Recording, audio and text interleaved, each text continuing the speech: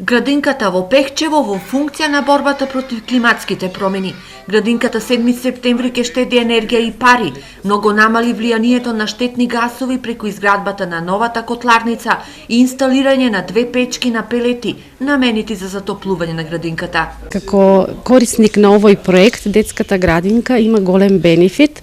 Прво, од финансиска гледна точка, имаме заштеда на финансии, а плюс имаме и намалување на штетните емисија на гасови CO2. По предпоставка, сметано, значи околу 5 тона имаме намалување на штетните гасови, а околу $5,000 во заштита од финансиска заштеда. Ова е еден голем бенефит, прво пред се за општината секако, но највеќе за вработените и за дечињата во детската градинка, затоа што претходниот котел веќе беше во распаѓање.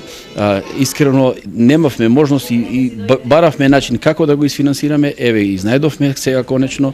Денеска во Пехчево беа презентирани резултатите од проектот намалување на CO2 и заштеда на финанси преку замена на фосилно гориво со обновливи извори на енергија. Вредноста на проектот е околу $49,000, од кои со $20,000 е поддржан од Глобалниот еколошки фонд, а останатите средства се од Сдруженијето Амброзија и општина Пехчево. Целта ја постигнавме со тоа што котелот на фосилно гориво во предшколската установа во Пехчево го заменивме со 2 котли кои што како енергенс користат биомаси или пелети со мокносот по 100 киловати.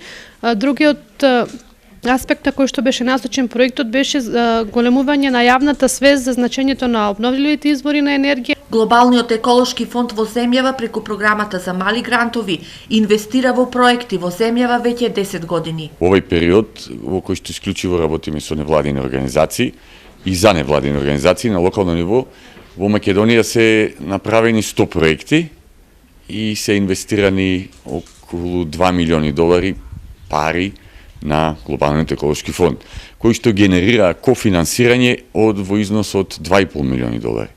Програмата на мали грантови на ГЕФ во Македонија ќе постои до 2018 година, за што се предвидени околу $400,000 за проекти на невладиниот сектор и општините.